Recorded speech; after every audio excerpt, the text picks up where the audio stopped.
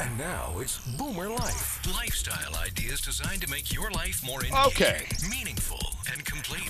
Celebrating the baby boomer generation, this is Boomer Life with Sterling Fox.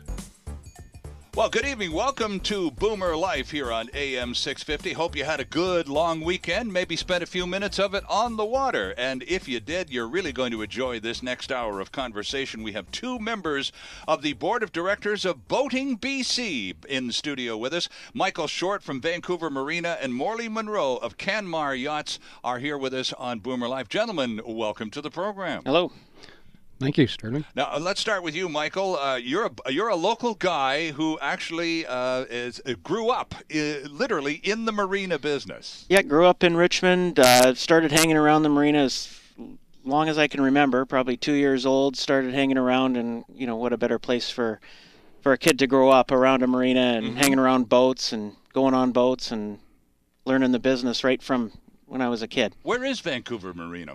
Vancouver Marina is located on the middle arm of the Fraser River, so on the north side of Richmond. And we're about a 6-mile run up to the mouth of the Fraser River, mouth of the North Arm. Okay, are you anywhere near the airport then? Yeah, right across the river is Sea Island, which is the airport. Oh, okay. Yeah, 5-minute drive. Oh, all right. Yep. So if you're going to the airport and you go over that bridge on your way to the airport and you look down and you see all of those boats parked, is that Vancouver Marina? That's us. If you look down and you see a bunch of blue roofs, that's us. Oh, okay. Yep. Well, I know exactly where you Yep. are. And Morley Monroe from Canmar Yachts. Now, you're also based in Richmond, Morley.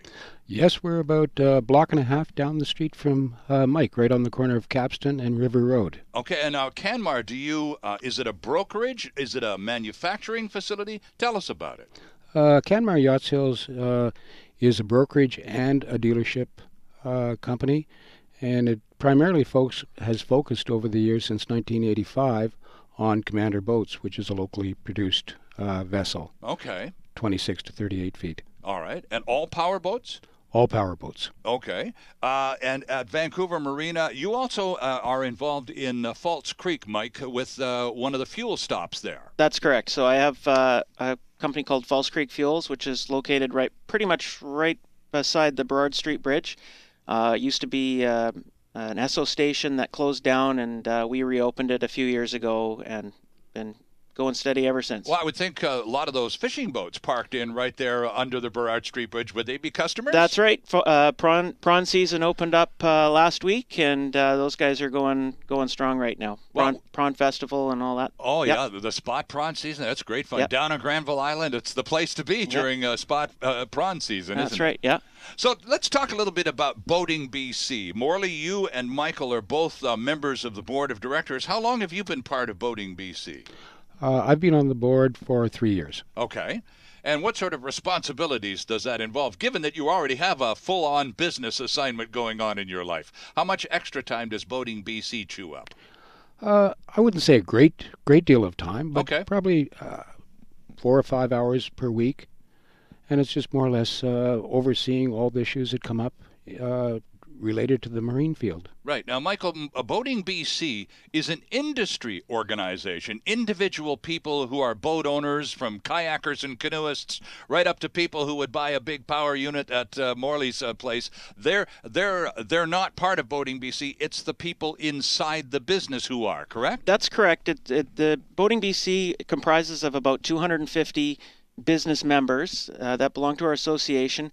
But those business members, we promote the marine industry and boating to the public as well. Right. So, and our advocacy also reaches out and really looks after boating and for individual boaters as well. So even though they're not our members, we're looking out for anybody involved in boating. Well, recreational. I would imagine part of the mandate too, Morley, has to be there is an educational component to all of this. Even as Mike says, even if individual boat owners can't belong to the association Boating BC, they certainly are boaters, and Boating BC is very concerned that they do well on the water.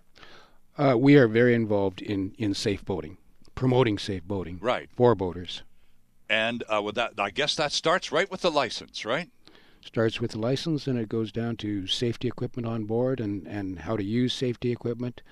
Although we don't provide instruction manuals, we certainly promote safety on the water Right. for the boater. Well, here we are, guys. Another weekend just behind us, the first big weekend, the kickoff to summer. Victoria Day weekend earlier this year than we've seen it in the past. But certainly across the rest of the country, it's the official get the boat in the water weekend. We have such a huge advantage here, Mike, and you grew up in BC around the docks and the marinas. We're a 12-month-a-year boating community in Vancouver and on the island. That is really unique in Canada. That's right. People do boat year-round, but a lot of us still are fair weather boaters. Oh, so yeah. a lot of course, May Long Weekend for a lot of people still is the sort of unofficial kickoff to boating season, even in BC. A lot of people have been boating throughout the wintertime, but right now there's all kinds of folks down at the marina getting their boats ready, cleaned up, and equipped and ready to go for. Well, certainly this would be where the freshwater gang really kicks in with their stuff. I mean, the saltwater people, Morley, are more likely to be found occasionally boating in the winter months. But certainly the freshwater, the water ski crowd, this was their big weekend when we just went by. Yeah, this is their prime time Right. to get started for the season. Whereas with saltwater, people boat all winter long, and actually winter fishing is some of the best fishing you'll find in local waters. Yeah, I want to talk about fishing big time with both of you because you both spent more than a few hours with the old rod and reel out on the water. But first and foremost, you were talking moments ago about the official kickoff to the boating season. Again, because it's BC and because we have that capacity to do 12-month boating, really our kickoff to the boating season every year, courtesy of you folks at Boating BC, is the boat show in January, right, Morley? That's correct. The boat show is the start off for the year, and it normally happens about the third week in January every year. And there's an indoor show and an outdoor show, so you can explore both venues. The indoor show has a lot of small vendors that educate people on accessories and boating, and has kayaks and all kinds of novelty items Right. that would help educate a person in their boating lifestyle. And the docks have all kinds of new and used boats that you can go down, and the brokers welcome you aboard, and you can look at a boat that you probably would never be able to afford to buy, but at least be able to dream about it, and then explore some small boats and enter boating from that aspect. Michael Short, when was the decision taken to split the boat show? I think it's a fantastic idea, with some of it, as Morley says, under the dome at BC Place, and then you walk across the street to Falls Creek, and there's the whole other thing going on. When did that get split? We've had an in-water boat show. I can't remember the first year of it was. It's been quite a while now, about 6 years, and about, I think 3 years ago now, we moved the in-water venue over to Granville Island. From where it used to be over at the Falls Creek Yacht Club, so now it's at the Granville Island, and it's a really great place to get down on the water and check out some of the bigger boats, like Morley was mentioning, sailboats too.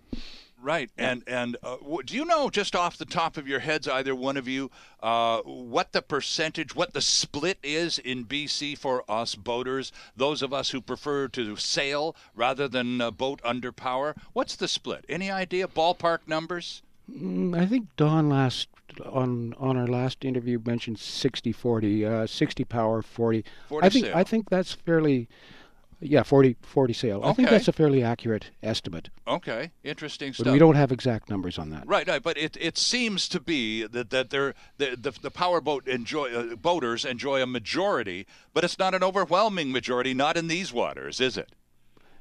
Not at all. Look out on English Bay, especially now that we're into the nice weather and the summer boating season. Any day you look out onto English Bay, and there's dozens of sails, Mike, and they're just happy as clams out there. Yeah, sailboaters really are they go all weather too. A lot of sailors are into racing, and it just goes all year round. Which one of you two worked at Sewell's as a boat boy way back in the day? I worked at Sewell's as an 18-year-old. Okay. Kid in the service department of Sewell's. A college kid helping the fishermen out? Yes. Was that when you first started to learn about the possibility of terrific fishing in local waters, Morley? Yes, that my first summer here working at Sewell's is when I would have gone out and actually caught my first salmon. Okay. up in the Gibsons area. All right. Now, Mike, you grew up in these waters. Dad ran Vancouver Marina when you were a little kid, so I would assume you've known about some pretty sweet fishing spots pretty much all your life. Yeah, and fishing's a big part of our marina, and back when I was a kid, we used to have a place up on Thormanby Island up the Sunshine Coast, and we'd fire up to Thormanby on the weekend and get all kinds of great fishing in around Texada, and you don't have to go that far, but that's just so happened where I did a lot of my fishing when I was a kid. So, right. Yeah. But it is possible, as Morley discovered as a college kid and a teenager, to just rent a boat for a couple of hours out of Horseshoe Bay and just pop around the other side of Bowen Island or not very far, and bingo. They just start coming in, don't they? Yes, you don't have to be far off Sewell's Dock to catch a large salmon. I know. I had a Sewell's. My first salmon was the same thing. Out in a Sewell's rental boat, pulled in a nice little 6 or 7 pounder, took it home and ate it that day. Oh my gosh, it was just the best. And so, what about tourism as it affects boating businesses in British Columbia, given that we have and you talk to the people at Campbell River, the salmon fishing capital of the world, we're a pretty good place to come and visit. I'm a scuba diver. People come from all over the world to dive and check out the giant Pacific octopuses. How does that affect business for Boating BC member operators? It certainly is very beneficial for the charter industry, because there are a lot of charter boats in the various marinas that actually take visitors that are in town on a cruise or in town for a week's holiday. Right. Actually go out and enjoy the salmon catching experience. And there's also a lot of fishing resorts up and down the coast that people specifically come from long distances to fish because the fishing is so terrific. I've never been to one of those places like Rivers Inlet or way up there and the Charlottes or Haida Gwaii, and some of them are, they're world famous. And you see these guys with pictures of salmon, 20, 30-pound salmon. It's just absolutely extraordinary. But you have to go, Mike, that far away to get the real big guys, or can you find some pretty sizable salmon in local waters? You can get some pretty sizable salmon right off of Point Grey. You don't have to go all the way up to Rivers Inlet or the Queen Charlotte's. Yes, that's where you get the famous pictures. But right. I got lots of people in the marina that have just gone out off Point Grey and caught all kinds of large spring salmon right there. So is tourism important to you at Vancouver Marina then, Mike? At our marina, not specifically. Most of the folks that are keeping their boats at our marina are either boat brokers or people that live in the Vancouver area, or even some people from Alberta that keep their boats in because we're so close to the airport. Sure, of course, yeah. But definitely marine tourism is a huge part of Boating BC, and a lot of our member businesses rely on that.